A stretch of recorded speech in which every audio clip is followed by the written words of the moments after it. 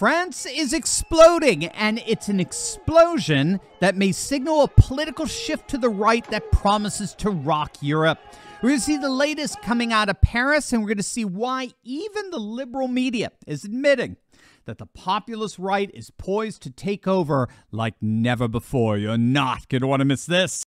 More than 13,000 police officers have been deployed in response to the tens of thousands that have taken to the streets of Paris in defiance of President Emmanuel Macron's pension reform dictate. If you're not familiar with the situation, last week Macron announced that he was going to bypass Parliament and impose by fiat his own pension reforms on the French people.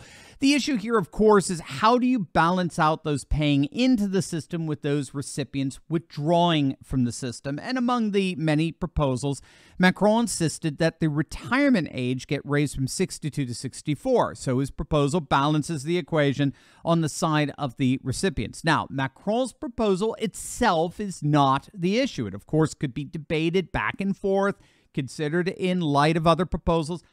However, Macron is refusing precisely that. As it turns out, his proposal is very unpopular. It was doomed to defeat in the French Parliament, and that is when he, in effect, turned the proposal into a dictate. He invoked what's called Article 49 of the French Constitution, which allows the president to unilaterally pass any law without a vote. And so Macron is basically enforcing his own proposal by dictate down the throats of the French people, regardless if they want it or not. And that brazenness has resulted in 10 straight days of these absolutely massive protests. Now, to make the optics even worse, Macron was on a talk show where he inconspicuously tried to remove an expensive, luxurious watch he was wearing.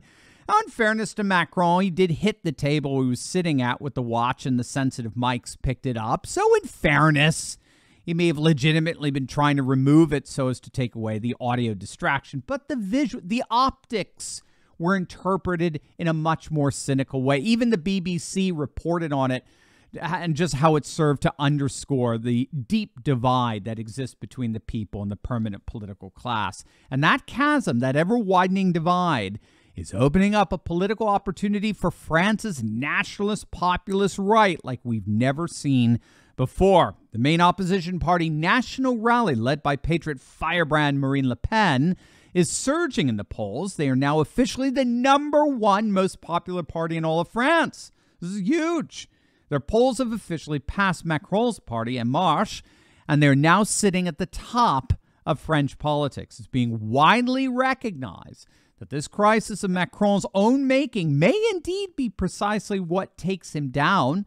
There are serious discussions as to whether all the social unrest is going to ultimately result in his resignation, and Marine Le Pen is indeed poised to take over. Der Spiegel International writes, quote, "Never before have the prospects of France's right-wing populists been as promising as they are this spring. No other party has profited from the battle over Macron's pension reform to the degree National Rally has.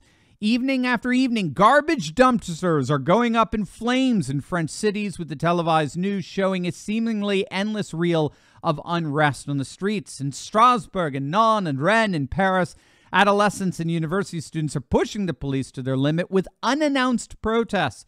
It's exactly the kind of anger and paralyzed political atmosphere that benefits Le Pen and the National Rally. And it's not just France. You're going to love this, gang. Even the ultra-woke Washington Post is admitting that the whole of the European continent looks like it's about to fall under the sway of the nationalist populist right, and there's nothing the globalist left can do about it. Wait until you hear this. But first, for you patriot business owners out there, you've got to meet my good friend Josh Zaglowski, co-founder of ERC Specialists. He's got an amazing payroll protection company exclusively dedicated to understanding and maximizing what's called the CARES Act Employee Retention Credit. So if you're a small business owner looking to get up to $26,000 per employee back from bumbling Biden, click on that link in the description below to see if you qualify today. It's an absolutely amazing opportunity.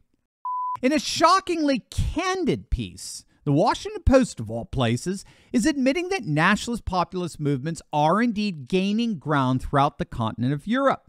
For example, just a couple of weeks back, we reported on the political earthquake in the Netherlands, a brand new party called the BBB, or the Farmer Citizen Movement, a party that represents the persecuted farmers who've been protesting against their draconian government nonstop now for months. This brand new Farmers Party absolutely stormed the provincial elections and took control of the Dutch Senate, beating their current Prime Minister's party, Prime Minister Mark Rutte. He's been tyrannical and is shoving green energy initiatives straight down from Davos straight down the throat of Dutch farmers, and they've risen up and pushed back like never before.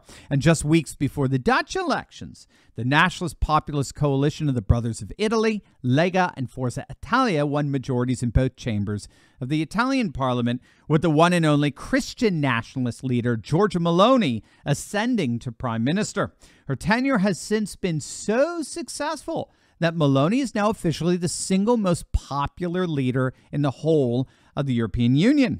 Going back to France, just days back, the nationalist populists came within just 9 votes short of dismantling Macron's coalition and no confidence vote in parliament. Macron has imploded to a 28% approval rating, which is absolutely hampering his ability to govern.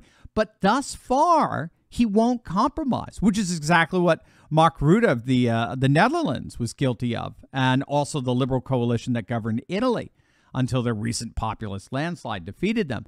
All that recalcitrance is doing, as the Washington Post article points out, all it's doing in the end is growing the populist resistance. So Europe as a whole looks like it's ready to fall in terms of the liberal globalist establishment.